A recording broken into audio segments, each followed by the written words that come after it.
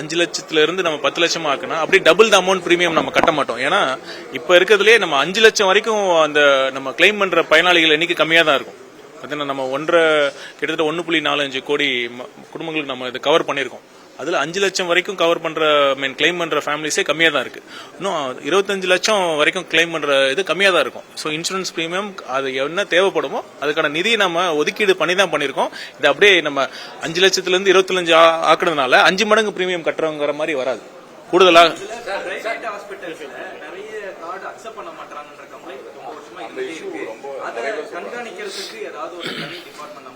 நம்ம எந்தெந்த ஹாஸ்பிட்டல்ஸ் நம்ம எம்பேனல் பண்ணிருக்கோமோ அவங்கள அப்ளை பண்றதுனால தான் நம்ம எம்பேனல் பண்றோம். கண்டிப்பா அவங்க எம்பேனல் பண்ணா நம்ம டினை பண்ணக்கூடாது. அதை நம்ம கண்டிப்பா என்ஃபோர்ஸ் பண்ணோம். அவங்க என்ன தொடர்ந்து அவங்க கோரிக்கை வைக்கிறாங்க என்னன்னா அந்த பேக்கேஜ் ரேட்டை இன்னும் அதிகப்படுத்தணும், அந்த ரேட் உங்களுக்கு கட்டுப்படி ஆகணுங்கிற கோரிக்கை இருக்கு.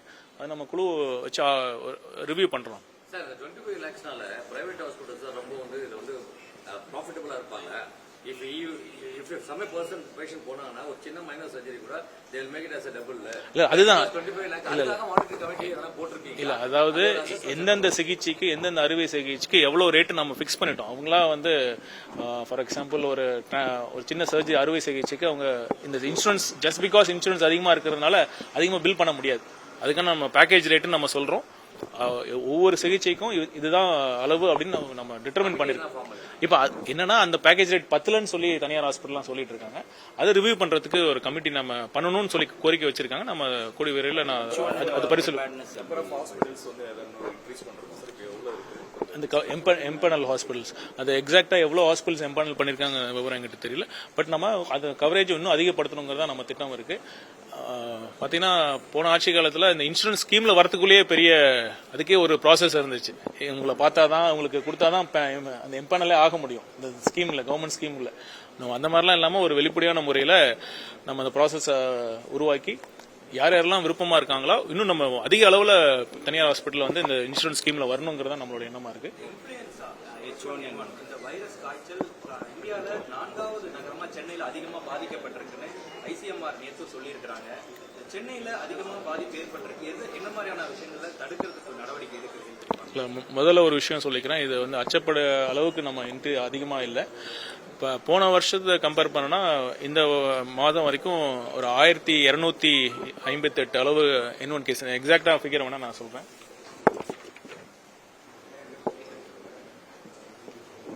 இது நாள் வரையில பாத்தீங்கன்னா சென்ற ஆண்டு 1288 கேசஸ் இருந்தது.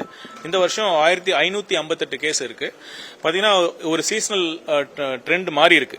சென்ற ஆண்டுல பாத்தீங்கன்னா ஜனவரியில இருந்து ஏப்ரல் வரைக்கும் அதிகமான கேசஸ் இருந்தது. இப்ப இந்த ஆண்டு பாத்தீங்கன்னா இப்ப மே, ஜூன், ஜூலைல அதிகமா இருக்கு. இதை நாங்க தொடர்ந்து கண்காணிச்சுட்டு தான் வந்துட்டு இருக்கோம்.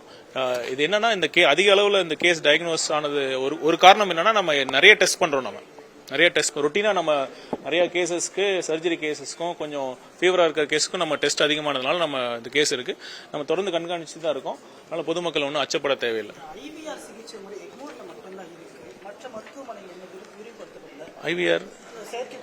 ஐவிஎஃப் அது பாத்தீங்கன்னா இந்த பட்ஜெட்ல நம்ம அறிவிச்சிருக்கோம். நம்ம இந்த லெவல் 1 இன்ஃபர்டிலிட்டி இந்த செயற்கை கருத்தரிப்பு மையங்களை பாத்தீங்கன்னா இன்னும் பல மாவட்டங்களுக்கு நம்ம எக்ஸ்பேண்ட் பண்ணிருக்கிறோம். ஏன்னா செயற்கை கருத்தரிப்பு சிகிச்சை பத்தி தனியார்ல ரொம்ப அதிக அளவு பணம் அதிகமா தேவைப்படுற அளவுக்கு இருக்கிறதுனாலதான் நம்ம முதலமைச்சர் கொண்டு வரணும்னு சொல்லியிருக்கோம். தேர்தல் அறிக்கையில் நம்ம சொல்லியிருந்தோம். அதனால முதல் கட்டமாக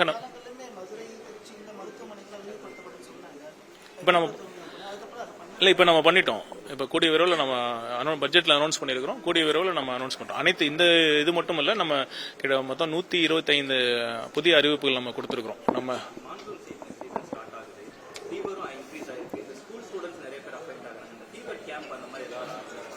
இல்ல கண்டிப்பா அது இப்ப நம்ம ஒரு அரசோட பரிசீலனையில் இருக்கு.